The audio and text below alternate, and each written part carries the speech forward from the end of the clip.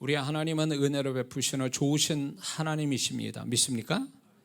자, 은혜라는 단어를 교회에서 가장 많이 쓰는 단어가 은혜라는 단어죠. 그 다음에 믿음이라는 단어, 이렇게 교회에서 쓰는 많은 단어 중에 은혜라는 단어를 많이 쓰는데, 은혜라는 단어가 이제 국어 사전의 의미에서는 이런 거죠. 윗사람이 아랫사람에게 베푸는 친절이나 사랑, 이렇게 얘기합니다. 그런데 이제 우리와 하나님 사이를 말할 때 은혜의 뜻은 이거죠. 하나님이 우리에게 일방적으로 베푸시는 배려, 친절, 선물, 고마움, 이런 뜻일 겁니다.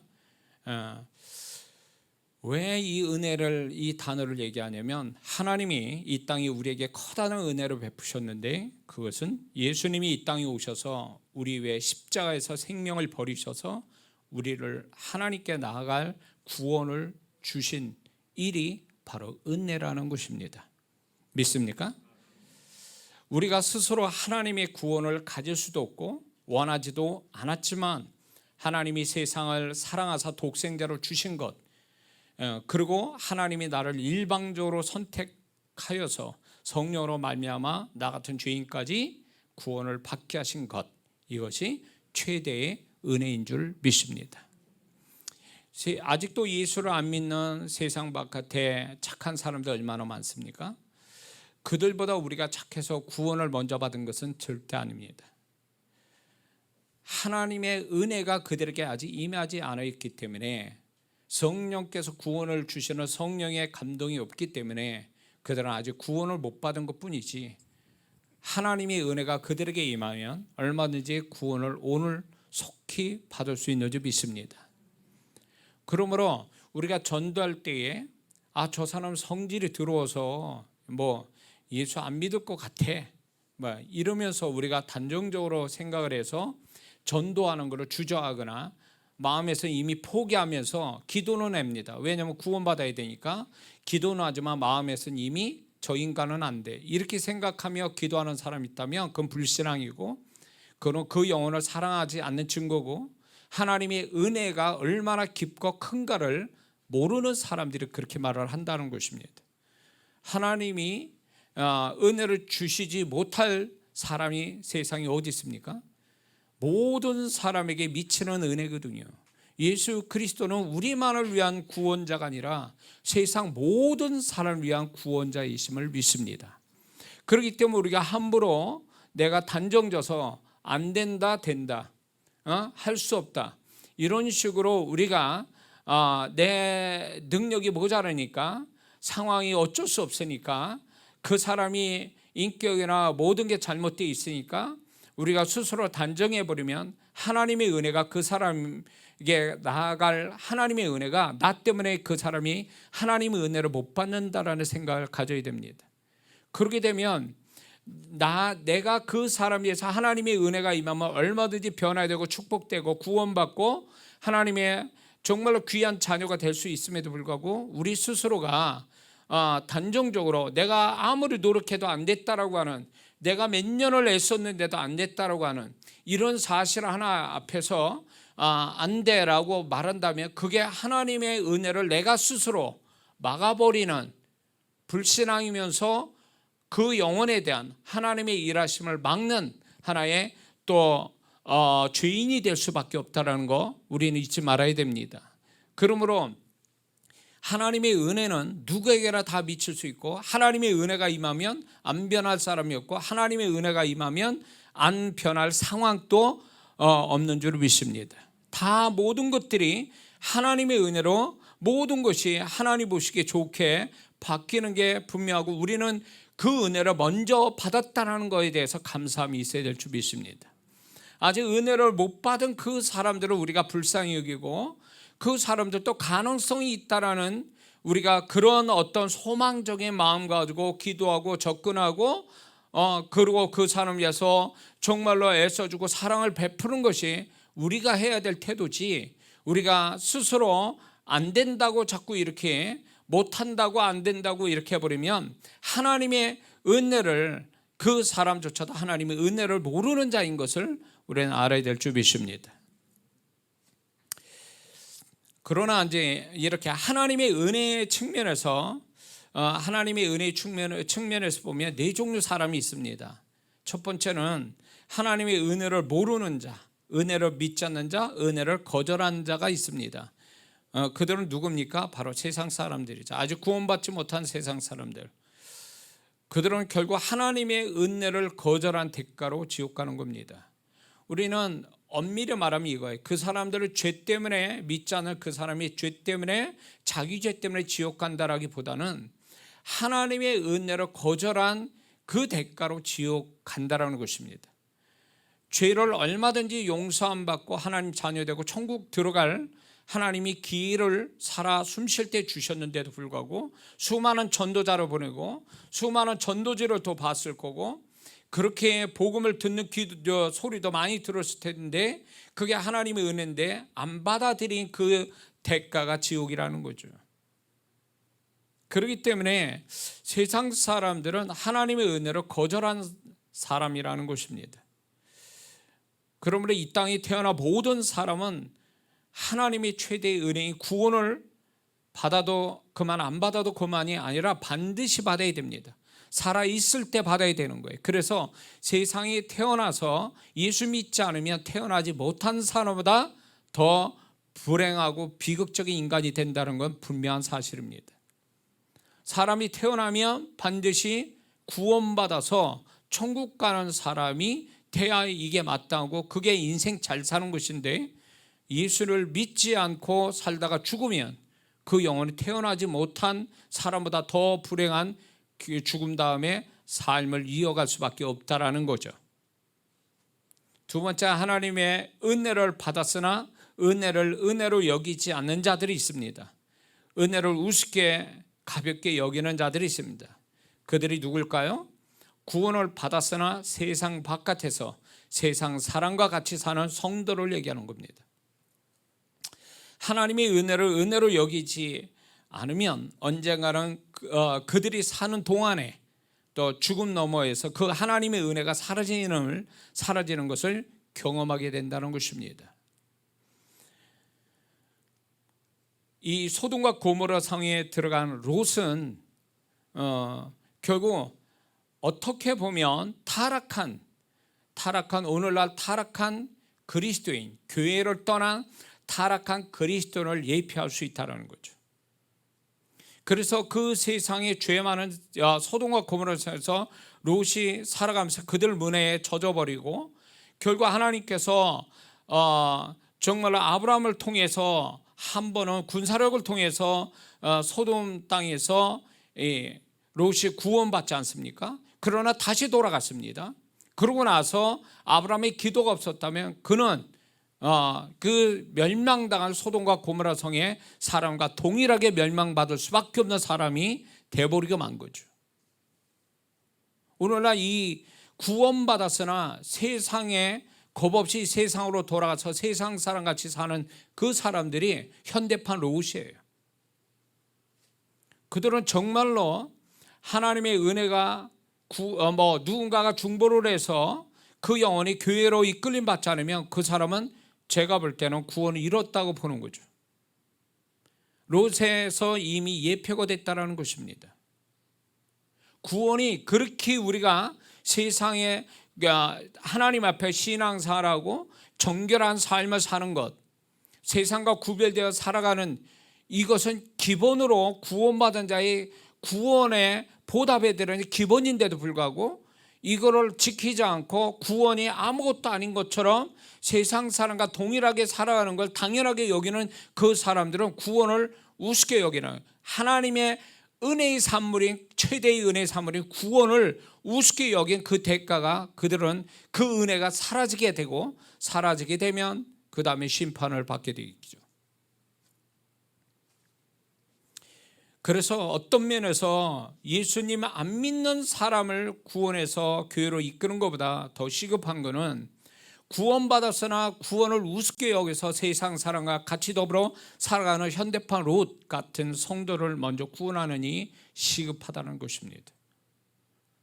그들은 진리의 지식이 아무것도 아닌 것처럼 그거를 손에 잡히는 게 아니다 보니까 에서와 같이 장자권이라는 것이 그게 눈에 보이는 것도 아니요 돈이 되는 것도 아니다 보니까 그 장자권을 야곱에게 쉽게 넘겨주듯이 밭주가 안 고르게, 그것처럼 오늘날 많은 그리스도인들이, 세상에 있는 그리스도인이 구원이라는 게 눈에 보이지 않고 하나님도 눈에 안 보이니까, 그리고 30초 1분 복음 듣고 30초 예수님 영접한 그것이 뭐 대수겠냐 하면서 세상으로 돌아간 그들이 언젠가는 이 세상을 떠난 날 되면 그들이 얼마나 통곡할지는 우리는 이미 알고 있다는 거죠.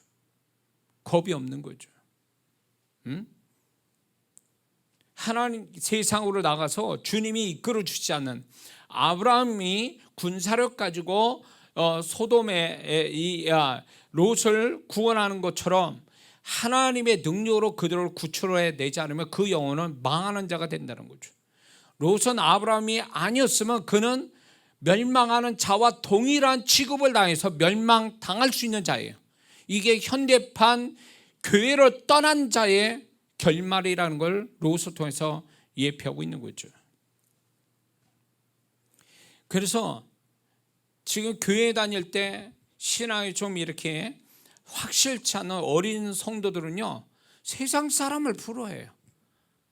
구원받았나 세상 속에서 편안하게 살고 재밌게 살고 죄짓고 살고 하나님 없이 사는 거가 행복해 보이는 것 같아서 그거를 흉내내려고, 그거를 따라가려고, 뭔 일만 있으면 교회에서 시험 들었네 어쩌네 이러면서 교회 떠날 준비를 하고 있어요. 교회 떠나는 게 무슨 뭐 장급제 하는 것도 아닌데 교회 떠나는 걸 그 우습게 여기는 사람이 있어요. 교회를 떠난다라는 표현이 여러분 잘 들으셔야 돼요. 교회를 내가 떠난다라는 것이 내 발로 내가 교회를 나갔다라고 그 사람은 표현합니다. 이런 저런 이유에서 나간다고 그러지만 그거는 잘못된 해석이에요. 그게 뭔 줄 아세요? 귀신이 그를 교회에서 내보냈다는 뜻이에요. 귀신이 그 사람을 교회에서 내보냈다라는 거예요. 그리고 세상에 파묻혀 사는 그리스도인이 자기는 마음대로 교회를 다시 갈 것처럼 생각하지만 절대 그렇지 않아요. 그 귀신이, 사단이 그 영혼은 구원받아서 정말로 어찌할 수는 없지만 그 영혼을 정말로 구원을 잃어버리는 데까지 붙들고 늘어진다는 거예요. 절대로 안 나요. 그래서 그 한번 교회 세상 바깥으로 나간 사람이 교회로 들어오는 게 예수를 아예 안 믿는 사람 구원받는 것보다 더 어렵다는 거 아십니까? 전도해 보세요. 교회를 다녔다는 사람이 얼마나 많아요? 근데 나는 교회에 이렇게 저렇게 해서 교회 안 나갑니다 라고 해서 전도자의 복음 전하는 거를 부끄러워하거나 두려워하거나 그거에 대해서 자극을 받지 않고 오히려 당당하고 저항감을 가지고 교회 안 나온다라는 거예요. 누가 그렇게 하는 것 같아요? 사단이 그렇게 하는 거예요. 교회를 안 다니면 어떻게 되는 거예요? 세상 사람 되는 거고 하나님의 은혜가 절단이 되니까 그 사람은 서서히 지옥으로 갈 준비를 하고 있는 거죠. 얼마나 무서운 얘기예요. 속고 있는 거죠. 내 발로 내가 나갔어. 내가 교회를 안 다니는 거야. 이렇게 얘기하지만 뒤에서 사단이 미소를 짓는단 말이에요. 네가 그렇게 했다고? 그게 아니죠. 하나님의 은혜의 세 번째 측면에 세 번째 사람 누구냐면 하나님의 은혜를 받고 살지만 고마워하지 않는 자가 있습니다. 그들은 누구일까요? 구원받았지만 감사함 없이 교회를 겨우 다니는 거예요. 억지로 다니는 거예요. 어쩔 수 없어서 다니는 거예요. 하나님께 기본적인 헌신도 아까워하는 사람이에요. 그래서 자기의 뭔가 하는 일에 있어서 조금 손해나거나 불평하거나 방해되면 교회부터 안 나가는 거예요. 사람들이 생활이 어려워지면 엔겔지수, 소위 말해서 사람이 어려워지면요 외식부터 줄이고 옷값부터 줄입니다. 그것부터 줄여서 생활을 거기에 맞춰서 하려고 그래요. 학원비도 줄이고. 그러니까 최소한의 생활을 할 수 있는 것만 남겨두고 나머지 다 없애는 거죠. 그것처럼 이 신앙이 어린 성도들이 이게 하나님의 은혜의 고마움을 모르니까 그 하나님의 은혜의 어떤 구원의 은혜 내지는 살아가는 데 주시는 그 은혜를 은혜로 여기지 않고 알지도 못하니까 하나님께 내가 하는 것 자체가 아까운 거예요. 그러다 보니까 교회 가는 것도 억지로 가야 되고 개 끌려가듯이 그냥 교회 가고 어쩔 수 없어서 하고 헌신을 좀 하자고 그러면 헌금하기도 그렇게 아까워하고 세상 사람과 외식하는 거는 돈 아깝지 않은데 교회에다 헌금하는 건 어려워, 아까워. 왜 그럴까요? 은혜를 모르니까 하나님께 조그만 개인적인 헌신도 하질 않는 거예요. 이런 사람이 하나님의 은혜를 받고 살지만 고마워하지 않아요. 은혜를 은혜로 여기지 않고 은혜를 모르기 때문에 또 은혜를 당연하게 여기기 때문에 그렇게 되는 거죠. 오늘 본문 이스라엘 백성이 그런 사람들이었습니다.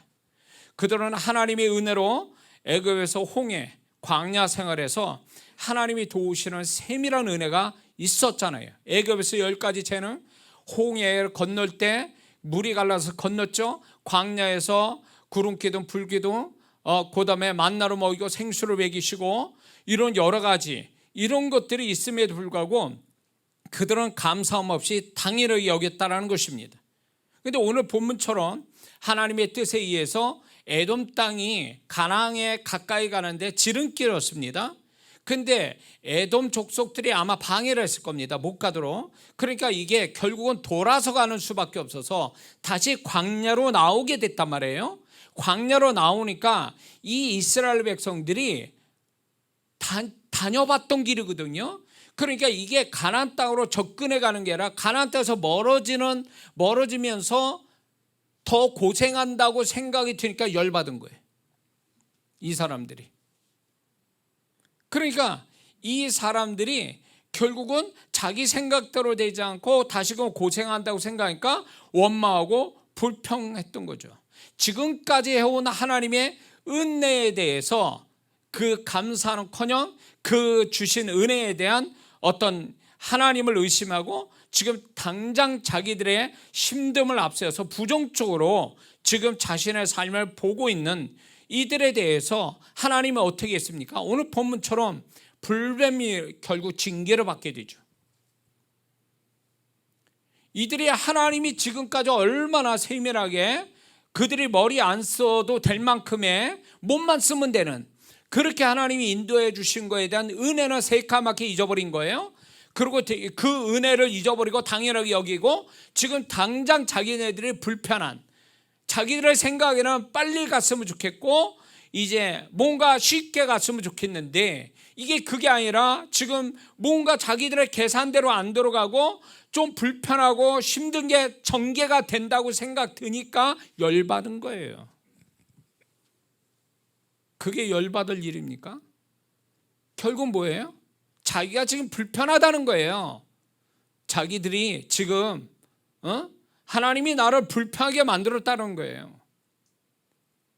그러니까 이들은 은혜를 지금까지 쌓아온 은혜만 생각한다면 지금 이런 건 아무것도 아니거든요. 길을 돌아서 가는 거 그거 별거 아니거든요. 근데 은혜가 은혜로 여겨지지 않고 당연하게 여겨지니까 그건 없는 걸로 치는 거예요. 없는 걸로 치고 지금 있는 발생된 이 일이 자기한테 손해가 나니까 괴로운 거예요. 그러니까 왜 우리를 이렇게 하느냐는 거지.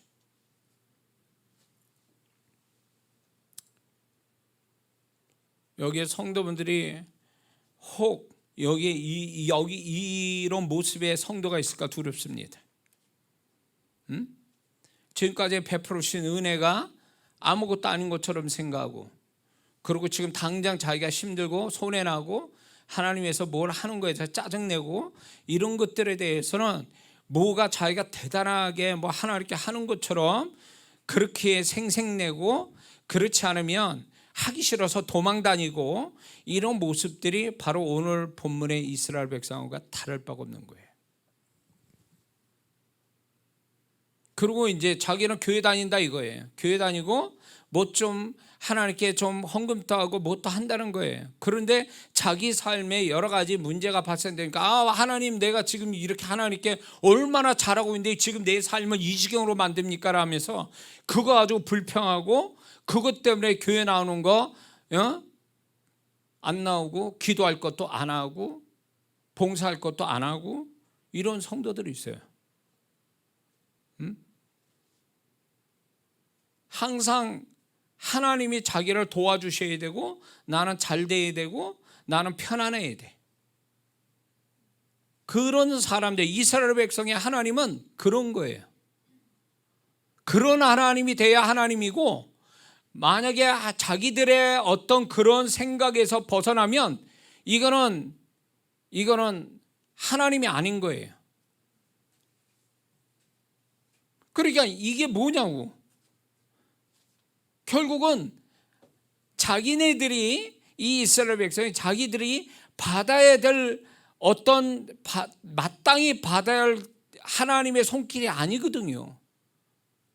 이들이 하나님께 한 게 뭐가 있어요? 애굽에서 시작해가지고 여기까지 이 시간까지 이 광야의 이스라엘 백성이 자기들이 하나님께 한 게 뭐가 있냐고. 하나님이 베풀어 주신 건 어마어마한데 자기들은 하는 게 하나도 없어요. 그럼에도 불구하고 자기 뜻대로 진행이 되지 않고 자기들이 지금 당장 어렵고 힘들어지고 불편하니까 이거 가지고 하나님께 원망한다? 그러니까 은혜로 여기지 않는 거예요. 자기가 은혜 받을 자격이 있는 거예요? 이스라엘 백성이 은혜 받을 자격이 있는 거예요? 일방적인 하나님의 사랑이잖아요. 사랑받을 가치가 있는 자예요? 이 하나님이 그랬어요. 이 백성은 목이 고든 백성이다.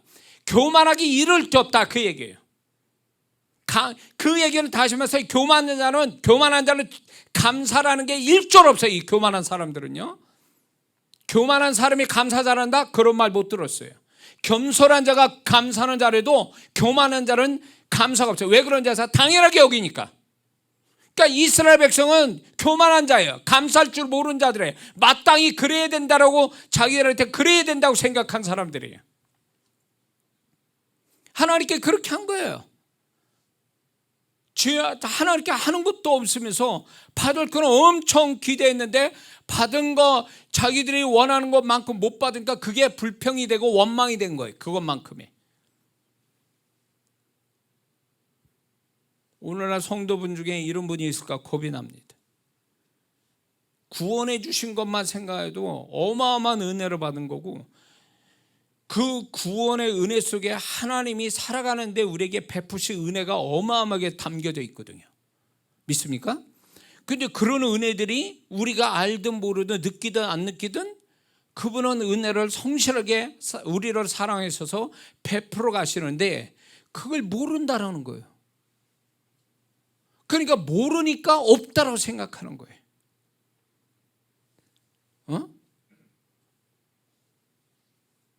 하나님의 은혜가 거둬지면 어떤 일이 벌어지는지 지금 여기서 한 가지 사건을 얘기해 주잖아요. 불뱀이 없던 불뱀이 만들어진 겁니까? 아니에요. 원래부터 있었던 불뱀이에요. 근데 하나님의 은혜로 이 불뱀을 처음부터 막아주시니까 이들은 불뱀이 사막에는 없는 줄 알고 있었던 거지. 그러니까 하나님의 은혜를 모르면요, 그 은혜가 거둬진다는 거예요. 한 가지 은혜 모른다? 한 가지가 거둬져요. 10가지 모른다? 10가지 은혜가 거둬지게 돼 있는 거예요. 우리가 죄를 짓고 사단이 원하는 대로 행해서 그게 구멍이 생겨서 어떤 불행과 고통과 손해가 따라지기도 하지만 하나님의 은혜를 잊어버리고 하나를 이 이스라엘 백성처럼 하나님의 은혜를 모른 채 더 하나님이 주시는 것에 불평을 가지고 이렇게 하면 그 은혜가 거둬진다는 거예요. 분명히 보여주십니다. 그래서 우리는 이걸 생각해야 돼요. 내가 하나님께 잘못이 없는데 왜 내 삶이 이렇게 여러 가지 어려움이 있지? 라고 생각한다면 내가 지금 이스라엘 백성 같은 모습이 아닌가 생각해야 돼. 은혜로 여기지 않고 그 은혜에 감사하지도 않고 은혜는 시커멓게 잊어버리고 지금 당장 내 앞에 있는 거에 대한 또 자기가 하나님께 뭔가 의롭게 내가 뭔가를 하고 있다라는 것이 의가 돼가지고 그거를 하나님께 명함 드리면서 하나님 내가 이만큼 하는데 이 정도는 해주셔야 되는 거 아닙니까? 딜을 하는 거죠. 하나님하고 흥정하는 거예요. 그래서 뭔가 내가 내 나름대로 이렇게 했다 그러는데 하나님 뭔가 안 해주시면 그게 불만이 되고 그게 원망이 되고 불평이 되는 거예요. 그걸 뭘로 표현하자? 교회 안 나간다는 거예요. 에? 헌금 안 한다는 거예요. 기도 안 하는 걸로 하나님께 대항하는 거예요. 딱 이 사람들이죠. 그럼 뭐가 있을 것 같아요? 그동안에 하나님 베푸신 은혜 하나하나씩 걷어지는 거죠. 걷어지는 거예요. 자, 불빛만 걷어졌을까요? 아니요. 저는 생각에 이 사람들이 계속 그러면 구름 기둥도 사라지고 그 다음에 또 은혜를 모르고 불평하면 불기둥도 사라지고 그 다음에 또 저기 하면 만나도 사라지고 그 다음에 또 은혜를 모르면 그 다음에 생수도 사라지고 하나하나씩 사라지는 거예요. 그 은혜의 끝이 뭡니까? 멸망이요. 그래서 은혜 주실 때 겸손해야 되고 은혜 주실 때 감사하고 은혜 주실 때를 정말로 하나님 앞에 잘해야 된다는 거예요. 만약에 이스라엘 백성처럼 지난날에 은혜가 있어서 여기까지 왔는데 이건 은혜로 안 치고 지금 자기가 지금 불편하고 모자라고 안 되고 힘들고 이런 것만 잔뜩 생각해가지고 하나님 의심하고 하나님 어디 계시냐 그러면서 땡깡 부리면서 교회 안 나올 생각하고 기도 안 할 생각하고 헌금 안 할 생각 딱 하고 있다면 기대하세요. 하나님이 그 다음에 어떻게 하실지. 이게요, 하나님과 우리 사이를 우습게 여기는 거예요. 각자의 구원이 1대1로 받았으니 그 다음 또 그분과 1대1로 관계를 이루면서 가는 거거든요. 믿습니까? 그런데 하나님이 나를 1대1로 상대해서 내가 베푸신 은혜들이 있는데 만약에 이스라엘 백성처럼 내가 이런 식으로 이런 태도로 나온다면 하나님이 어떻게 하실 것 같아요? 네가 은혜를 모르니 은혜를 모르는 자한테는 더 이상 은혜가 없다 이런 거예요. 저는 제 아들한테도 고마움을 모르잖아요. 아빠는 생각해서 줬는데 그게 작든 크든 간에 줬는데 얘가 고마움 좀 모른다. 그러면 그 다음부터는 없어요. 국물도 없어요. 고마울 줄 모르는 거. 어?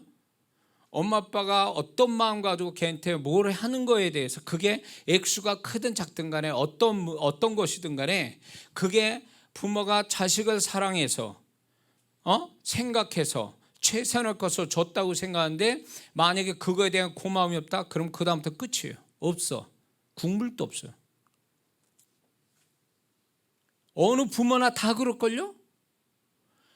자식놈이 고마워하지 않고 그거 아주 툴툴댄다면 어느 부모가 그 아이 그래 알았어 그래 더 줄게 이러는 부모가 세상에 어디 있어요. 그건 교육상으로도 안 되는 거예요. 그렇게 하면은 교육을 바로 시켜야지. 애들 밥 안 먹잖아요. 밥 안 먹으면 어떻게 해요? 그냥 먹이지 마. 그냥 놔둬버려. 아주 굶어가지고 밥 찾을 때까지 놔둬버리는 게 그게 맞다고 봐요. 쫓아다니면서 밥 먹일 필요 없다 그 얘기지. 쥐가 배고프면 먹게 돼 있거든요. 그처럼 이게 부모가 베풀어준 은혜에 대해서 고마워할 줄 모르면 이미 불효자가 되는 거야. 그놈은. 그러니까 이스라엘 백성들이 하나님의 일방적인 은혜에 대해서 고마워할 줄 모르면 반대적 현상이 일어난다는 걸 왜 생각 못했을까요?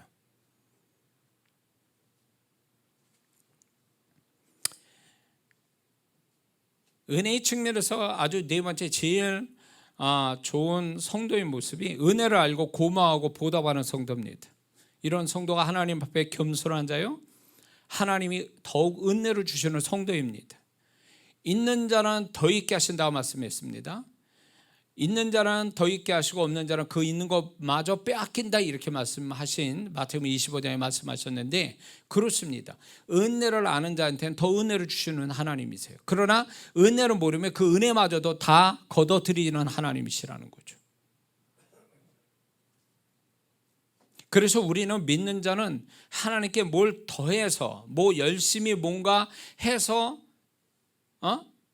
그것 가지고 하나님을 기쁘시게 하기 전에 우리는 하나님이 나한테 무슨 은혜를 주셨는지를 알고 그거에 대한 감사함이 있고 그거를 그 은혜로 고백하고 또 그 은혜에 감사하고 그 은혜에 보답하는 그런 태도, 그것이 하나님을 더욱 기쁘시게 한다는 걸 우리는 잊지 말아야 될 줄 믿습니다.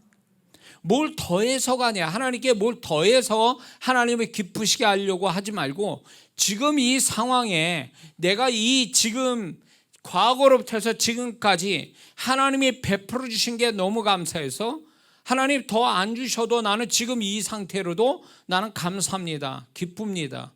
만족합니다. 이게 하나님을 정말 기쁘게 하는 거거든요. 이런 자를 은혜로 더 주시는 거예요. 우리 아들놈이 이거를 가끔가 다 써먹어요. 저한테 전략적으로. 처음에 모르고 다녔어. 근데 나중에는 알고 주는 거죠. 네. 달란 소리 잘 안 하는 아들인데 뭔가를 이렇게 주면은 굉장히 또 그걸 귀하게 여기고 감사히 여기고 기쁘게 여기고. 처음에 걔가 그런 줄 알았어. 진짜로. 아니요, 전략이었어. 그런 모습이 너무 이쁘니까 그래? 그래서 그 우리 아들이 원하지 않는 것까지 제가 찾아서 주는 스타일이에요. 아들 바보라 그런지 몰라도 다 어느 부모마다 다 그렇죠. 얘가 하는 태도가 이뻐. 그러니까 뭔가 더 해주고 싶은 거예요. 에? 하나님의 마음도 같을 거라는 거죠. 하나님이 생각해서 베풀어 주신 은혜들, 그런 것들을 찾아내고 감사하고 그 은혜에 어떻게든지 자기 나름대로 보답해 드리려고 하는 그런 성도가 하나님이 더 은혜를 베풀어 주시는 걸 경험한다는 거죠. 은혜가 소멸이 되는 사람이 있는가 하면 갈수록 은혜가 더해 가는 사람도 있다라는 거죠. 그거의 차이는 뭐냐면 은혜를 발견하고 은혜를 감사할 줄 아는 자가 은혜를 더 많이 받아가는 거죠. 어떤 사람이 성령으로 사는 자가 고린도전서 2장 12절에 우리가 세상의 영을 받지 아니하고 오직 하나님께로 온 영을 받았으니 이는 우리로 하여금 하나님께서 우리에게 은혜로 주신 것들을 알게 하려 하심이라. 성령으로 말미암아 하나님이 은혜를 뭘 주셨는지를 알게 해주신다는 게 성령께서. 그러니 성령에 잡혀 성령의 사람으로 사는 사람은 하나님의 은혜를 많이 안다 그 얘기예요. 그러니까 그 은혜를 아니까 어쩌면 그 은혜가 너무 고맙고 감사하니까 그래서 이런 고백을 하는데 하나님 더 안 주셔도 됩니다. 지금 주신 것만 해도 전 만족하고 풍성합니다. 지금 문제가 있고 어려움이 있어도 하나님의 은혜로 다 이런 게 다 극복이 되고 잘 될 줄 믿습니다. 믿음으로 그렇게 고백도 하고. 얼마나 하나님 보실 때 이쁜 사람이에요. 이런 사람을 그냥 놔두겠습니까? 더하여 주시는 거죠. 그 은혜가. 믿는 자가 하나님의 은혜를 모르면, 그래서 감사하지 않으면 어떤 일이 벌어질까요? 첫 번째는 그 사람을 향하여 주셨던 하나님의 은혜의 끝이 온다라는 거예요. 그것은 은혜의 기한이 다 되었음을 의미하는 것입니다.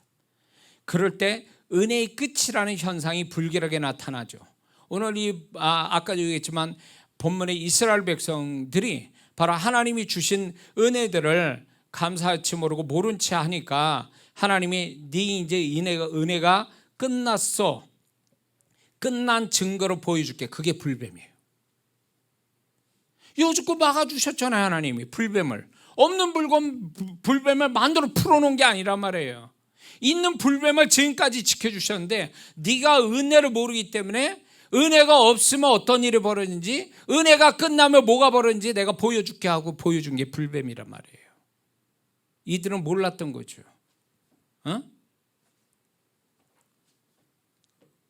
애초부터 이 사람들은요, 광야 생활을 안 해본 사람들이니까 광야에 딱 홍해를 건너 광야로 들어갈 때 광야 생활을 그전에는 해보지 않은 사람이잖아요. 그러니까 광야에 무슨 일이 벌어지는지 뭐가 있는지 몰랐던 사람이. 그러니까 하나님이 광야로 들어왔을 때 얘들을 불뱀으로 물려 죽을 걸 알기 때문에 처음부터 막아주시고 지내왔기 때문에 이 사람들은 광야에 아예 불뱀이 없는 줄 알고 있었던 거죠. 만약에 이게 이스라엘 백성들은요, 나중에 하나님이 신명기 8장에 가서 얘기하죠. 40년 다 지나간 다음에 가나안 땅 앞에 두고 모세가 더 얘기하시는 거예요. 야, 내가 너희들 이 건조한 땅에서 의복이 헤어지지 않고 40년간 의복 하나 가지고 40년을 입게 하고, 모래가 들어가는 이 샌들에 모래가 들어가는데도 발이 부럽지 않고 발이 고생하지 않게 한 게 너희들 그거 내 은혜다라는 거예요. 이들이 모르니까 하나님이 지적한 거 아니냐 말이에요. 그러니까 어쩌면 우리는 하나님의 은혜가 세밀하게 우리한테 있는데 나는 모르니까 없는 걸로 취급하는 이 태도가 얼마나 위험한가를 알아야 돼요. 응? 당연한 것 속에 하나님의 은혜가 있어서 내가 하나님의 은혜로 지금까지 살아온 것들이 얼마나 많냐 말이에요. 근데 우리는 그걸 모르니까 불뱀을 막아주신 하나님, 이스라엘 백성을 처음부터 광야는 아예 불뱀이 없는 걸로 생각해서 몰랐던 것처럼 우리가 몰랐던 그곳에 하나님의 은혜가 얼마나 있었냐 말이에요, 지금까지. 응? 근데 그런 거는 새카맣게 모르니까, 느끼지 못하니까 없는 것다라고 생각해서 하나님의 은혜에 감사는커녕 불평을 한다? 너는 은혜 받을 자격이 없어, 내가 은혜로 걷어낼게 라고 한 게 불뱀이라는 거예요. 그러나 우리가, 제가 아까도 얘기했지만, 만약에 베풀어 주신 은혜를 계속 은혜에 감사치 않고 계속 불평하고 원망한다? 그러면 하나하나씩 걷어내신다는 거죠. 그러면 이게 뭘 얘기하냐? 하나하나 은혜가 걷어진다는 얘기는 그 다음에 원하지도 않는 고통이 하나하나씩 증가한다는 뜻 아니에요? 불뱀으로 이들이 죽음을 경험했잖아요. 고통을 받았잖아요. 그러면 만약에 구름 기둥 사라져, 불 기둥 사라져, 그러면 하나하나가 은혜가 사라진다는 건 결국 뭘 얘기해요? 고통이 증가한다는 얘기 아니에요, 하나하나씩.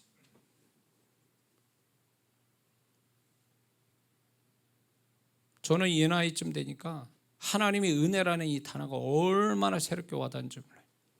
오늘 또 차를 타고 교회 오면서 다 하나님의 은혜니 내가 무슨 말을 하리요? 예?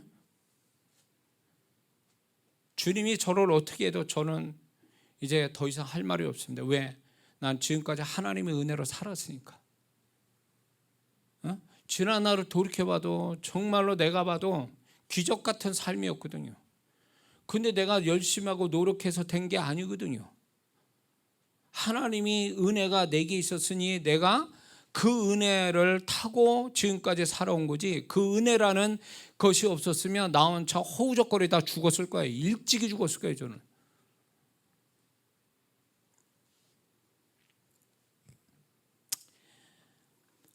그러므로 우리는요, 하나님의 은혜가 있을 때 감사하고 무엇이 하나님의 은혜인지를 찾아내면서 그거를 감사하고 고마워하고 그것 때문에 내가 신앙생활하는 원동력이 된다면 하나님이 얼마나 기뻐하실까요? 의무적으로 하는 게 아니고 형식적으로 하는 게 아니라, 하나님이 베풀어 주신 은혜가 이 정도인데 내가 이 정도는 해드려야 되는 게 마땅한데 더하지 못해서 내가 너무 마음이 안타까워, 이런 마음으로 살면 얼마나 하나님이 좋아하시겠냐 말이에요. 가기 싫은 거 억지로 교회 오고 막 예배에 앉아있는데, 몸뚱이에 앉아있는데 생각은 딴 데가 있고, 하나님께 드리는 시간이 너무 아까워서 그 시간에 딴 거 하고 있고. 그거는 은혜를 모르니까 그렇게 하는 거예요. 은혜를 모르니까. 꼭 뭐 하냐, 불효자식이 자기를 그만큼 하나님이 부모가 그렇게 키워서 애지중지해서 키웠는데 그런 건 잊어버리고 지금 나를 안 도와준다고 그거 가지고 부모한테 땡깡 부리고, 심지어는 뉴스에 나오지만 부모를 패는 자식 놈도 있잖아요. 자기 뭐 하는데 안 도와준다고. 완전히 이거는 소위 말 개망난이잖아요.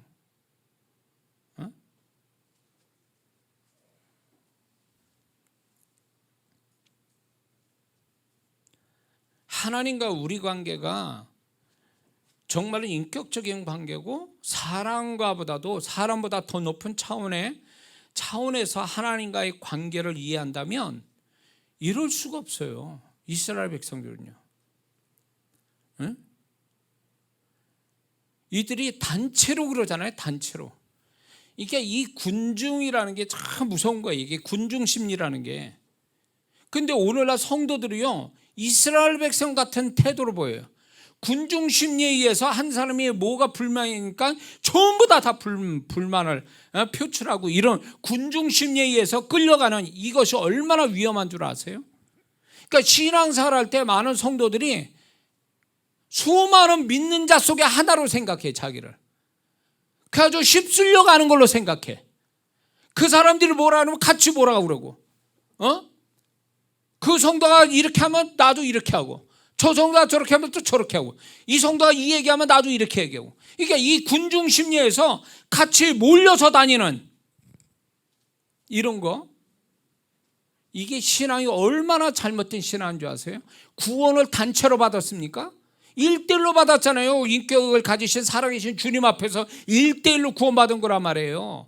그러면 이제 이 세상 끝나고 죽음 너머에 1대1로 그분과 또 내가 맞서는 거예요. 그분은 나의 심판자요, 나는 그분 앞에서 내가 모든 걸 가지고 심판받을 1대1로, 그분과 1대1로 심판을 받는데, 살아있는 동안 또 마찬가지예요. 살아있는 동안에 그분과 1대1의 관계인데 왜 단체로 의식하냐고. 왜? 단체 속에 섞여 있는 사람처럼. 많은 사람들이 유럽 같은 데 보면, 미국에도 그렇고, 뭔가 인종차별이나 뭐 문제가 생기면 데모 벌리죠? 근데 데모 벌릴 때 혼자선 그 짓을 못해.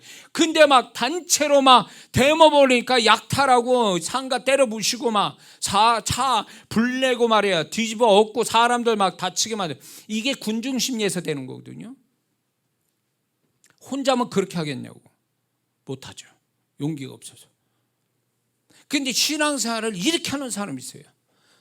단체에 속한 자기 한 사람인 것처럼 하는 사람이 있어요. 자기 존재감은 없고 그냥 그 단체들이 하는 대로 끌려가는 그런 식의 신앙생활 하는 사람이 있어요.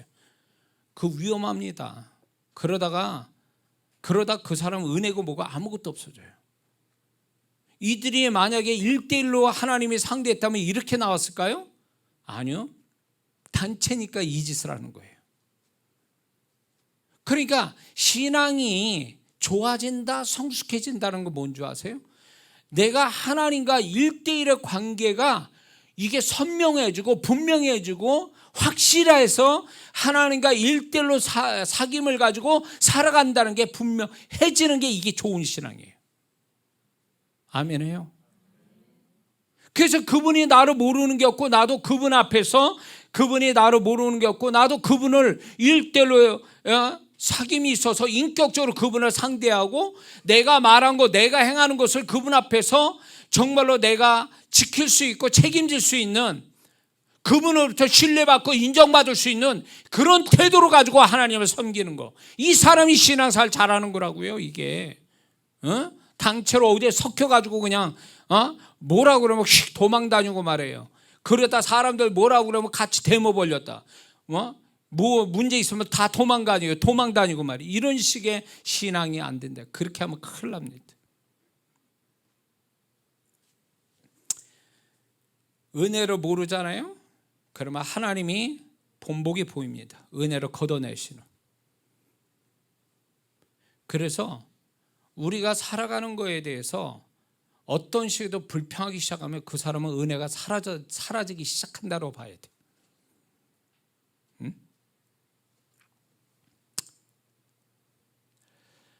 이런 걸 생각하는 사람이 있어요. 하나님의 은혜는 은혜를 모르는 자에게 언제나 마르지 않는 샘처럼 마구 끊임없이 퍼주는 싸구려가 아니라는 거죠.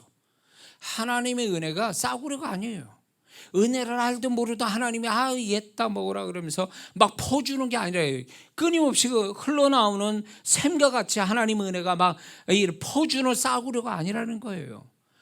우리의 은혜는 예수 그리스도 우리 주님이 십자가에서 희생당하여 그 희생당하신 그걸 통하여 우리에게 주시는 은혜란 말이에요.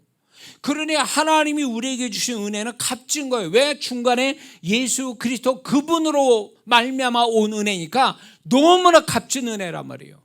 그 귀한 은혜를, 하나님이 예수님 때문에 우리에게 주신 귀한 은혜를 우리가 가벼이 여기고 아무것도 아닌 것처럼 생각하고 그런다면 너는 받을 자격이 없어, 은혜. 이렇게 생각하신다. 하나님이 그러면 걷어내시는 거예요. 작업하셨잖아요. 실행하셨잖아요. 불뱀으로. 응? 우리도 그렇게 하신다는 거예요. 어제나 오늘이나 동일하신 하나님이시거든. 응? 왜 나는 은혜가, 하나님이 은혜라는 게 결국 이런 거예요. 저도 이제 사역 속이나 목회 속에서 많은 걸 경험한, 내가 수고한 것보다도 수고한 거에 비해서 결과가 좋아. 나는 굉장히 고생할 것 같은데 너무 그게 진행이 잘 돼. 쉼 안 들이고 뭔가가 이루어져. 그 속에 하나님의 은혜가 있는 거거든요. 믿습니까? 그런 것들을 경험해요. 하나님이 그렇게 해주신 거에 대해서. 그런데 우리는 그런 하나님이 베푸신 은혜에 대해서 이게 고마워하는 게 아니다 보니까 은혜가 막 사라지게 되면 결국 뭐냐? 뻑뻑하고 힘들고 걸그적거리고 넘어지고 막 될 일도 안 되고 막 이런 일이 막 벌어지는데, 이게 내가 하나님의 은혜를 몰라서, 하나님의 은혜를 모르고 불평하고 원망해서 생긴 일이라고, 이거를 깨닫는 마음을 갖는 성도가 얼마나 될까요? 응? 하나님의 은혜가 그렇게 값없는 게 아니라는 거죠.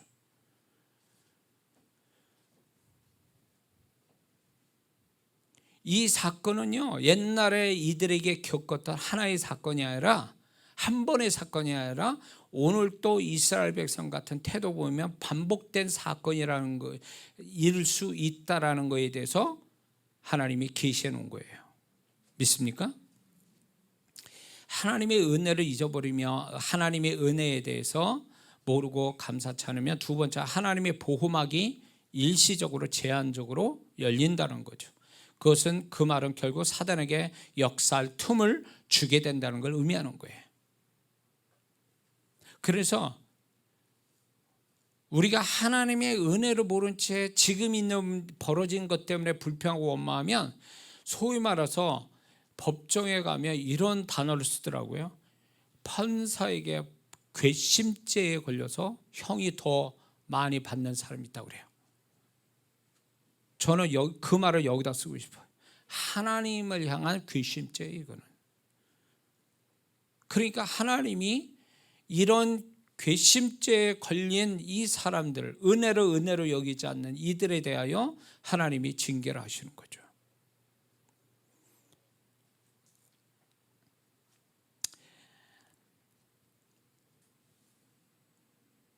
우리가 이게 사단의 역사가 우리한테 막 일어날 때, 우리의 어떤 뭐가 잘못됐는가, 내가 잘못해서 사단에게 구멍이 열려서 사단이 역사하는 경우가 있습니다. 그러나 욥처럼 또 잘못이 없는데 하나님이 신뢰해서 또 그 사람한테 억울하게 또 당하는 어려움도 있을 수 있어요. 그런데 그 중에 또 하나가 뭐냐면, 은혜를 모르는 자한테, 은혜를 모르고 은혜를 불평하고 원망하고 감사치도 않는 자에게 사단에게 구멍을 내준다는 거 아십니까?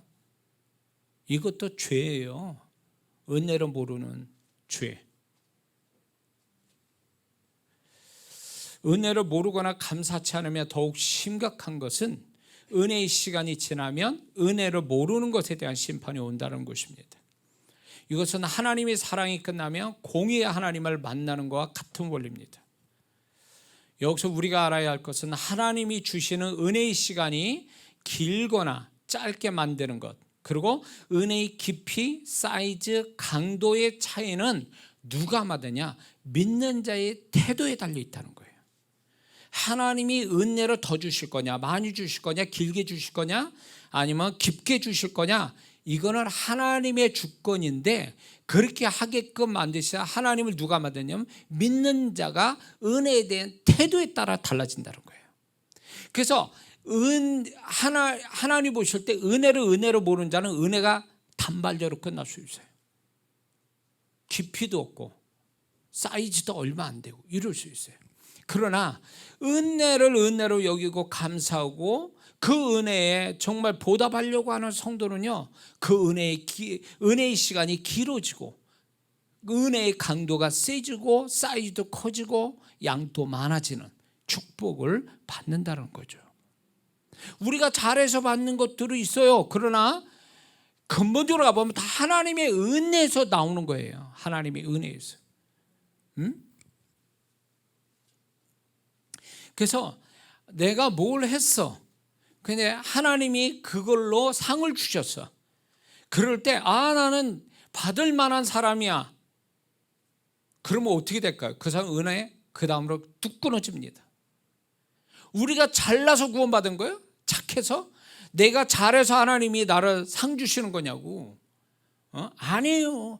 결국 최종적인 그분의 사인은, 나를 축복하려는 사인은 은혜로 사인한 거지 내 공로에 의해서 사인하시는 게 아니에요. 아멘이에요. 그러니 내게 하나님이 나를 축복하시는 것에 대해서 당연히 받을 거 받았다고 생각하면 안 된다, 그 얘기예요. 받을 거 받은 거 아니에요. 그분의 은혜로 내가 받는 거지. 포도원 품꾼의 비유로 말씀하잖아요. 12시간 일하는 사람들 처음에 들어와서 새벽에 포도원 주인이 불러서 들어갈 때 그들은 얼마나 고마워했을까요? 자기를 불러줘서 오늘 하루 가족들과 함께 일당받아서 살 수 있게 됐다라는 고마움에 일을 했겠죠. 그러나 시간이 지나다 보니까 은혜가 빛으로 여기게 된 거예요. 주인에게 받을 빛. 그 은혜로 주인에 대한 은혜가 아니라 주인에게 받을 빛으로 여기는 자기 공로, 자기 보상, 이 심리가 나타난 거죠. 그런데 오늘날 많은 성도들이 자칫 잘못하면 이런 신앙이 되고 마는 거야. 내가 받을 만하니까 받은 거야. 뭔 소리 하는 거야 도대체? 그만큼 잘났냐고. 하나님 앞에서 받을 만해서 받는 인간이 어디 있어 세상에. 그게 다 하나님의 은혜로 되어진 거지. 내가 기도 많이 해서 하나님이 기도 많이 해서 그게 자기 공로가 돼버리면 그 다음부터는 기도 축복 못 받습니다. 그 사람은. 네 기도가 네 의가 되냐? 그래서 네 기도가 내가 은혜 베푸는 것보다 더 크게 보이냐? 라고 한다면 그 사람은 기도 응답 안 합니다. 그 다음부터 하나님은 기도의 응답의 은혜를 끊어버린다고. 어떻게 자기 공로, 자기 의로 앞서서 하나님께 받을 만하다고 생각하는 사람이 된다라는 이 교만이 어디서 나온 거예요 도대체?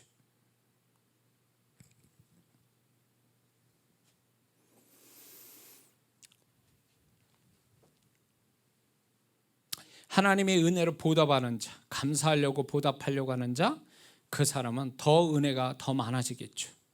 7 귀신 들렸다가 예수님으로 말미암아 그 귀신에서 구출받을 마리아가 나오죠. 이 마리아가, 막달라 마리아가 결국은 예수님이 죽으셨음에도 불구하고 끝까지 헌신하잖아요. 은혜에 보답하는 자잖아요.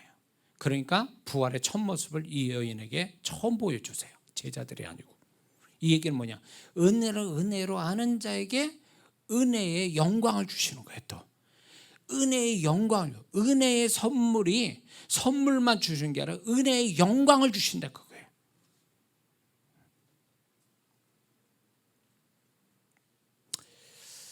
인생을 크게 길게 생각해 보면 믿는 우리는 살아있을 때, 믿지 않은 자들은 살아있을 때가 은혜의 시간입니다. 왜냐하면 인생이 끝이 오면 그때부터는 하나님은 은혜의 하나님이 아니라 심판의 하나님이 되시기 때문에 그렇습니다. 하나님의 사랑과 공의가 동전의 양면과 같다면 은혜와 심판도 동전의 양면과 같아요. 그 얘기가 뭐냐면 분리될 수 없는 거다 그 얘기예요. 그러므로 살아있을 때가 지금 구원받을 만한 때요, 은혜 받을 만한 때라는 거예요.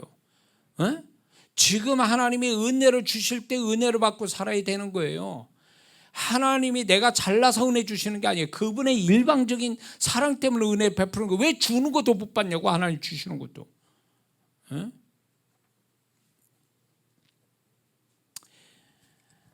그래서 우리는 은혜를 베푸시는 하나님의 손길을 살아 숨쉴 때 마음껏 그분의 은혜를 받고 누리고 감사하고 보답하고 기쁘게 사는 것, 이게 믿는 자의 삶이거든요. 세상이 알지 못하는 삶이거든요. 그런데 이 본문의 이스라엘 백성은 하나님의 은혜를 받아 누리고 사는 기쁨이 전혀 없는 사람이, 은혜를 누린 것보다 없는 것에 대해서 더 열받아 살았던, 생각의 방향이 잘못된 사람들이라는 것입니다. 지금까지 베풀어 주신 은혜가 얼마나 귀한 거예요. 근데 그걸 받아 누리고 감사하고 즐겁게 사는 인생이 안 돼봐요. 물 먹고 배부르쯤 되니까 만나서 배부르니까 우리가 고기 먹던 생각이 난다, 뭐 참외 먹던 부추 먹던 생각 난다, 이따 이 생각을 한 거예요. 뭘까요? 은혜를 누릴 줄 모르는 거고, 은혜를 누리는 게 아니라 없는 거에 더 집착한 사람들이에요.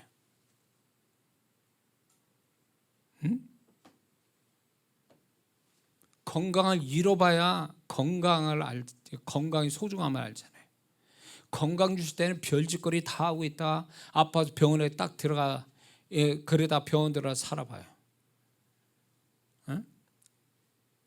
건강 주실 때는 몸 가지고 별짓을 다 하다가 아파가지고 이제 죽을 날을 기다리면 그거 얼마나 불쌍한 사람이에요.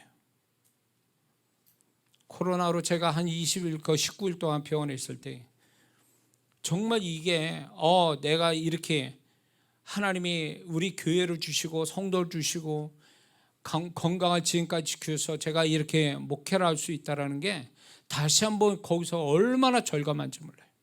하나님의 은혜로 살았구나. 그거를 더 하나님이 더 깨닫게 하시려고 그런지도 몰라요.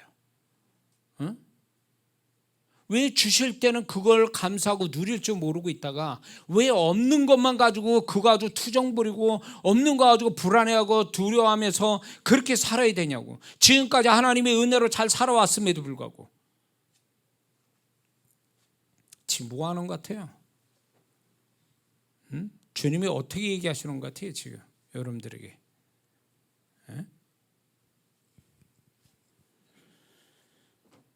하나님의 은혜도 보편적 은혜와 개인적 은혜가 있어요. 또 그 은혜를 주시는 각각의 기한이 있습니다. 본문의 이스라엘 백성들이 받는 모든 하나님의 은혜가 있었죠. 구름기도 불기둥 만나 생수 불뱀 의복 신발 이런 것들에 대해서 다 보편적 은혜를 받았습니다. 그리고 그 은혜가 언제 끝나냐면 가나안 땅, 좋은 조건이 이제 생기는 가나안 땅 들어갈 때 은혜가 툭 끊어졌죠. 거기서 끝났죠. 가나안 땅에서 얼마든지 취할 수 있으니까. 이건 뭘 얘기하냐? 보편적 은혜가 있고 보편적 은혜의 기한이 있다, 이런 걸 얘기해 주는 거예요. 그런데 여기 우리 또 하나가 또 뭐가 있냐면, 구원받은 사람이 보편적 은혜만 있는 게 아니라 개인적인 특별한 은혜를 주시는 것들이 있다라는 거예요. 개인적으로 주시는 은혜들. 그 개인적인 은혜를 주시는 것들을 찾아내고 그걸 귀하게 여겨야 된다는 거죠. 그래서 그 은혜를 알고 그 도우시는 은혜를 따라서 축복을 만들어내는 사람이 돼야 된다는 거예요. 예를 들면 어떤 사람한테 기도할 마음을 주세요.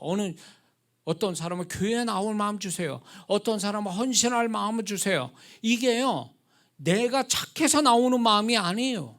하나님이 그 사람에게 뭔가 축복하려고 개인적으로 주시는 은혜란 말이에요.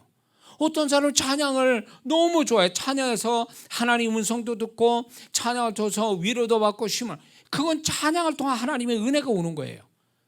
뭔가 이런 게 개인적인 은혜, 이건 누구나 받는 게 아니라 그 사람에게만 주시는 은혜란 말이에요. 우리 두 집사님이 꽃꽂이 너무 이쁘게 이래. 하나님의 은혜, 이 누구도 생각 안 하거든요. 이거 한 2년 동안 있을 때 이걸 할 사람이 없었어. 마음을 주신 사람이 없는지 없었어. 근데 두 집사님이 이거에 대한 마음을 주시고 헌신을 하는 거예요. 이게 가지고 가서 해가지고 또 와서 설치하고. 우리 집사님 부부가 서울인데 이게 쉬운 일이 아니에요. 돈 가지고 되는 게 아니거든. 하나님이 주신 은혜에 대해서 그 은혜대로 살려고 순종하는데 반드시 하나님이 이 은혜에 대한 끝은 있다. 뭐 축복의 끝은 있다라는 거예요. 그래서 개인적으로 베푸르신 은혜에 놓치지 마세요. 그 은혜에 순종하는 사람이 되어야 돼요. 그러면 그 은혜에 대한 하나님이 왜 그 은혜를 주셨는지, 그 은혜에 대해서 내가 성실하게 했는데 그 은혜의 끝이 뭔지를 그분이 축복으로 말씀하신다는 거예요. 계산하지 말고. 저도 이렇게 보면 원래 저에 대해서 얘기하자면 저는 연애 편지도 쓰는 걸 싫어해요. 글 쓰는 걸 싫어하는 사람이에요. 그러니까 박 목사하고 연애할 때도 연애 편지로 쓰질 않은 거예요. 쓰기 싫어가지고. 이런 사람인데 글 쓰는 게 너무 힘든 거예요. 근데 하나님이 10년 전에 제가 책을 7권을 2년인가 3년 만에 7권을 썼어요. 지금 제가 한 권 이제 제목도 설정해 놓고 이제 그 책 한 권을 마지막 7권 쓰고 나는 안 쓰려고 그랬는데 하나님 마음 주셔서 그 한 권을 마지막 쓰려고 제목까지 정해 놓고 이랬는데 벌써 1년인가 2년 가도록 이게 안 써지는 거예요. 왜, 뭘 얘기하려고 그러냐면 하나님이 막 책을 쓰게 하실 때 그때 몰아서 막 썼거든요. 막 이 어깨가 막 나갈 정도로, 막 팔이 아플 정도로. 그때는 막 앉았다면 와. 이게 무슨 뭐 책을 보고 치는 것도 아닌데 그냥 와, 영감이. 그래서 7권을 그냥 들이다 쓴 거예요, 책을. 근데 지금 한 권 쓰기도 어려워. 이게 2년을 넘도록 한 권을 못 쓰고 있다고. 이 얘기는 뭐냐면 하나님이 쓰게 하실 때 쓰니까, 그 은혜를 주시니까 그냥 쓰더라는 거지. 지나고 보면 내가 그걸 어떻게 썼지? 이게 내가 쓴 책인가? 이렇게 할 정도예요. 모든 게 그래요. 여러분에게도 하나님이 은혜 주실 때 움직여야 돼요. 거기 미친 듯이 그 은혜에 잡혀서 하다 보면 왜 그 은혜를 주셨는지를 축복으로 얘기하고, 그 은혜가 끝나게 되면 내가 하나님의 은혜로 내가 그렇게 했어라고 하나님께 감사할 날이 온다는 거죠. 은혜를 잃어버리게 된 원인은 뭘까? 이거하고 얘기 마치겠습니다. 은혜를 잃어버리게 되는 원인, 첫 번째는 과거에 베풀으신 하나님의 은혜를 잊어버렸기 때문에 그래요. 기억에서 잊어버렸기 때문에. 하나님은 광야 이스라엘 백성에게 너희가 내가 행한 일을 잊어버렸다 이렇게 말씀해요. 그래서 그들의 은혜를 스스로 잃어버리게 된 원인이 됐단 말이죠. 시편 106편 21절에 애굽에서 큰 일을 행하신 그 구원자 하나님을 저희가 잊었나니 이렇게 말씀하고 있거든요. 그러면서 애굽과 광야에서 하나님이 하신 일을 쭉 소개합니다. 그리고 26절에 가서 하나님의 은혜를 잊은 그들에 대해서 이렇게 얘기해요. 그들을 광야에서 엎드러지게 하시고 그들의 후손을 여러 나라로 흩으셨도다 이렇게 해요. 은혜를 잊어버린 자의 결과라는 거죠. 시편 78편 11절을 보니까 가나안 땅이 들어간 다음에 이야기를 하는 겁니다. 여호와의 행하신 것과 저희에게 보이신 기사를 잊었도다. 그러면서 60절에 가서 뭐라 하냐면 하나님이 실로의 장막을 떠나시고, 그러면서 징계를 계속 얘기하고 계세요. 하나님의 은혜를 잊어버린 자의 결과가 이렇다는 거죠. 사무엘상 12장 9절을 보니까 사사시대 때 얘기해요. 그들이 그 하나님 여호와를 잊은지라 여호와께서 그들을 하솔 군장 시스라의 손과 블레셋 사람의 손과 모압 왕의 손에 붙이셨더니 그들이 침해 이랬거든요. 하나님의 은혜를 잊은 자의 하나님의 징계가 이렇게 나와요. 시편 50편 22절은 더 섬뜩해요. 하나님을 잊어버린 너희여 이제 이를 생각하라. 그렇지 아니하면 내가 너희를 찢으리니 건질 자가 없으리라. 여러분 잘 들으셔야 돼요. 은혜를요 잊어버리고 산다는 것만큼 위험스러운 게 없는 거예요. 하나님의 은혜는 잊어서 될 문제가 아니라는 거예요. 우리가 구원을 잊어버렸기 때문에, 구원의 은혜를 잊어버리니까 세상에 가버린 거거든요. 그들의 끝이 뭐가 될 것 같습니까? 하나님이 베풀으신 은혜는 잊는 게 아니라 늘 기억하고 살아야 이게 마땅하다는 거죠. 그런 자에게 하나님이 더 은혜 주신다는 거예요. 그러나 그렇지 않으면 하나님이 은혜를 잊은 자의 대가를 치를 수밖에 없다는 걸 하나님이 분명히 말씀해 주고 있습니다. 하나님의 은혜를 잊는 것은 겉만증으로 변명될 게 아니라는 거죠. 항상 기억해야 될 내용이라는 거죠. 하나님의 은혜는. 두 번째, 왜 하나님의 은혜를 잃어버리게 되냐면 모든 것을 은혜로 여기지 않고 당연하게 여기기 때문에 그렇습니다. 이 본문에 나타난 이스라엘 백성들이 가나안 땅에, 그러니까 광야 생활할 때 불뱀이 없는 걸로 착각했죠. 그러나 불뱀은 원래 있었던 거예요. 그렇기 때문에 그들은 불뱀이 없는 게 당연하게 여겼다라는 거죠. 그리고 그들은 만나를 하찮은 음식으로 표현했습니다. 그거는 왜 그렇게 표현했을까요? 은혜를 당연하게 여긴 태도에서 나온 거예요. 응? 왜 당연하게 여겨졌을까요? 그것에 대해서 익숙해져서 그래요. 그래서 우리는 알아야 됩니다. 축복에 익숙해지면 위험해져요. 축복을 내가 받을 만하다고 생각하는 그 생각 자체가 위험하다는 거예요. 축복에 익숙해지면 그 다음부터 불행이 그 다음에 뒤따라온다는 거죠. 익숙해져서 당연하게 여기면 그때부터 축복은 사라지게 돼 있어요.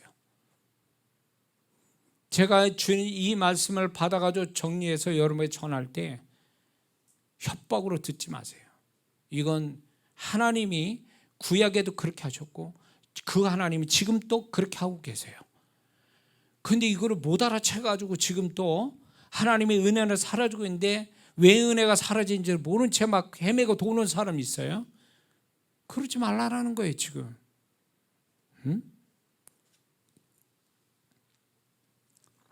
어떤 성도가 하나님의 은혜로 축복받는 것이 점차 사라지고 있다는 것을 무엇으로 알 수 있겠습니까? 그것은 축복이 익숙해져서 감사함이 없고 당연하게 여기고, 더 중요한 것은 없는 것에 대한 불평을 갖기 시작한다면 그것은 축복이 끝났다고 봐야 되는 거예요. 하나님이 은혜로 주신 축복이 이미 끝나가고 있다는 증거가 지금 자신들이 벌써 가지고 있다는 거예요. 여러분들이 지금 어떤 문제든 간에 어떤 것이든 간에 하나님이 지금까지 인도해서 내 삶을 여기까지 오게 하셨다면 절대로 불평 원망해서는 안 됩니다. 그거 한다는 그 자체는 벌써 은혜를 잊었다는 증거고, 은혜를 잊어버리게 되면 그 사람은 이제 축복은 끝났다가 봐야 되는 거예요. 그러면 원망과 불평은 가면 갈수록 더 많아지지 줄지는 않아요. 왜? 은혜가 사라지니까.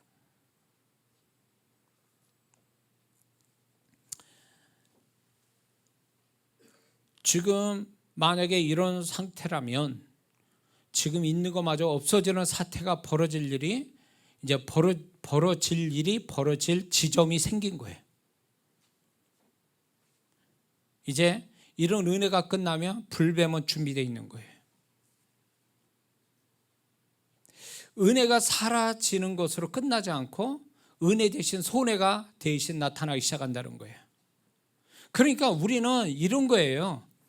은혜가, 하나님 주신 은혜가 가면 갈수록 풍성해져야 이게 당연한 거고 이게 축복받은 인생이지, 은혜를 받았는데 갈수록 은혜가 점점 소멸된다는 거는 축복이 소멸되는 것만 얘기하는 게 아니라 축복이 사라지면서 손해와 고통과 이런 것들이 그 다음에 뒤따라온다는 거, 비례해서.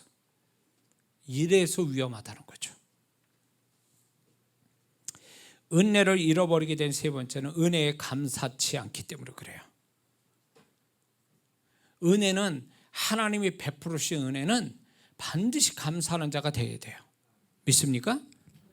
내 아들한테도 내가 뭘 조그만 거 해도 항상 알죠, 고마운 줄 알지만 입술로 고백하라는 거예요.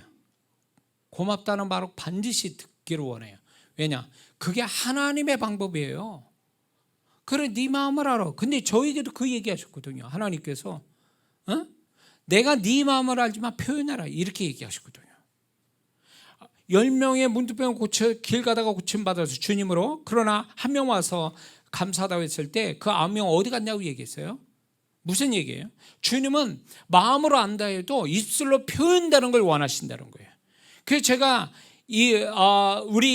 제가 이렇게 사역하면서 역사 일어난 걸 그냥 묵혀두지 말라는 거예요. 그러면 그 축복 사라진다는 거예요. 반드시 표현해야 돼. 어떤 식으로 표현해야 돼. 그게 그 사람 축복을 더 가져오게 되는 비결이거든요. 그리고 은혜를 잃어버리게 되는 네 번째, 이게 마지막입니다. 은혜 주시는 하나님 뜻에 순종하지 않았기 때문에 그렇습니다. 9절에 모세가 놋뱀을 만들어 장대 위에 다니 뱀에게 물린 자마다 놋뱀을 쳐다보지 모두 살더라, 이 말씀을 하셨다는 얘기는 불뱀에 물린 자가 사는 조건은 놋뱀을 쳐다보는 거예요. 근데 만약 불뱀에 물렸는데도 놋뱀을 쳐다보지 않는 자는 죽는다는 걸 의미하는 거예요. 반대로 또. 그래서 불뱀에 물리면 저절로 낫는다라고 약속한 게 아니라는 거예요. 불뱀을 물리면 놋뱀을 쳐다봐야 된다는 거예요. 다시 말해서 놋뱀을 쳐다보는 순종이 있어야 낫는다, 그 얘기예요. 그러므로 하나님이 은혜 주실 때 그 은혜에 순종해야 축복이 오는 거지, 은혜 주실 때 순종 안 하잖아요, 그 축복은 사라지고 마는 거예요. 응? 그래서 하나님께서 이런 게 문제가 많은 사람한테 기도할 마음을 주세요. 기도할 은혜 주세요. 봉사할 은혜 주세요. 교회 나올 은혜 주세요. 여러 가지 은혜를 주세요. 그럴 때 그 은혜대로 순종해야 되는 거예요. 그래야 그 사람이 고통과 문제와 손해와 어려움을 하나님이 다 그걸 해결해 주시는 거거든요. 근데 그 은혜에 순종하지 않고 딴짓거리하고 있어. 그러면 그 은혜는 불뱀을 물린 자마다 놋뱀을 쳐다보랬더니 딴 데 보고 있어. 그럼 죽는 거예요. 그거는 똑같이 자기가 문제가 생기면 하나님이 그걸 해결하려고 은혜 주실 때, 영적인 은혜도 무슨 은혜도 은혜 주실 때 은혜에 순종하면 그 사람이 그 은혜의 순종 때문에 축복을 하시는 건데, 은혜에 순종하지 않아요. 딴짓거리하고 있어. 그러면 그 사람 그 은혜가 사라지면서 동시에 그 문제는 해결되지 않습니다. 뭔 말인지 아시겠죠? 은혜 주실 때 열심히 하세요. 은혜 주실 때. 하나님이 교회에 나올 수 있는 은혜, 건강, 환경, 마음을 주신 것을 순종치 않고 다른 것으로 시간을 보낸다면 그거는 은혜에 순종하지 않는 것입니다. 그럼 그렇게 되면 교회에 나올 은혜가 사라지면 교회에 나오려고 해도 안 되고, 그러면 교회에 나오지 않는 것으로 인해서 당할 일을 당할 수밖에 없다는 거죠. 은혜 주실 때 은혜대로 순종하면 그 은혜로 모든 게 커버가 되는 거예요. 하나님 그 은혜로, 다 하나님의 은혜로 커버. 내가 어떻게 하는 게 아니에요. 나는 그분이 주시는 은혜대로 순종만 하면 되는 거예요. 그러면 그 나머지는 하나님이 모든 걸 가려주신다, 그 얘기예요. 왜 근데 이거마저도 안 하냐, 그 얘기예요.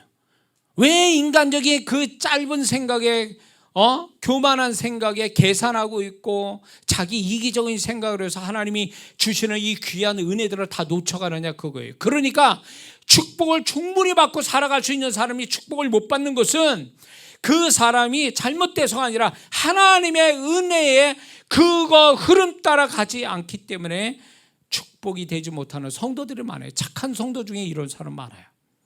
그러지 않아야 될 줄을 믿습니다. 그러므로 오늘 이 말씀을 통해서 다시 한번 은혜를 아는 자가 은혜를 더 받는다는 걸 알고 은혜의 하나님을 더 풍성히 경험하는 우리 모든 성도들이 또 영상을 참여하는 성도들에게 있기를 주의 이름으로 축원합니다. 기도하겠습니다.